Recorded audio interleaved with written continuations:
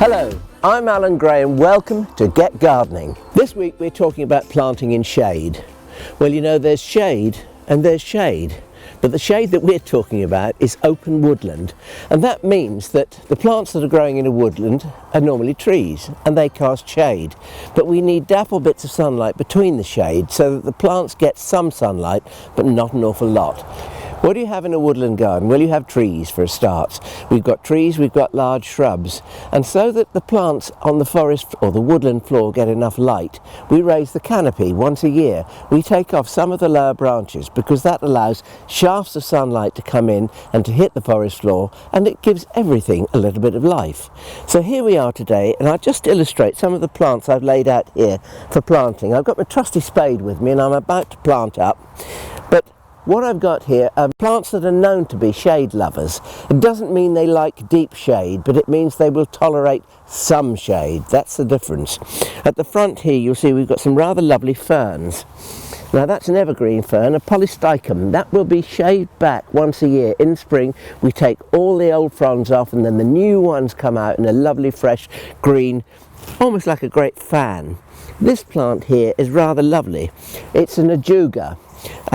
Otherwise known as a bugle. I don't know why, I've never heard one play, but at least it covers the ground with lovely shiny light reflecting foliage, which is always cheerful. And in spring and early summer you get these little erect panicles of bright blue flowers, which is lovely. To brighten these up, I've got some Carex here. Now this is Carex oshimensis. I can never remember that word. Carex oshimensis evergold, and you can see with those lovely fronds, these leaves here, they're absolutely wonderful. Each one has a central golden stripe with a dark green edge. What you might call a smart plant, my dear. But this has the ability to lighten up this area because the gold in the foliage lightens it up like a shaft of sunlight hitting the forest floor. Another little woodland carpenter I've got here is an Omphalodes, and this one is called Omphalodes cherry Ingram.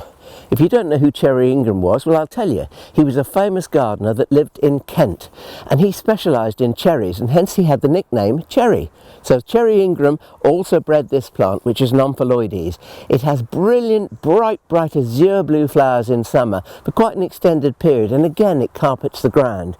Now if you can imagine all of these planted here, put together, they're going to give wonderful life to this shady area. But I'm not going to just leave it to them, because in between them I'm going to plant drifts of early flowering bulbs like snowdrops and narcissi. Can you just imagine that combination in early spring? Sumptuous, looking absolutely fabulous. Now if you'll excuse me, I must get on.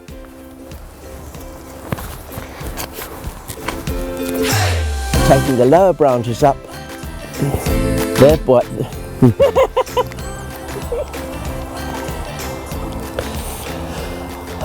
And breathe. So the trees that grow in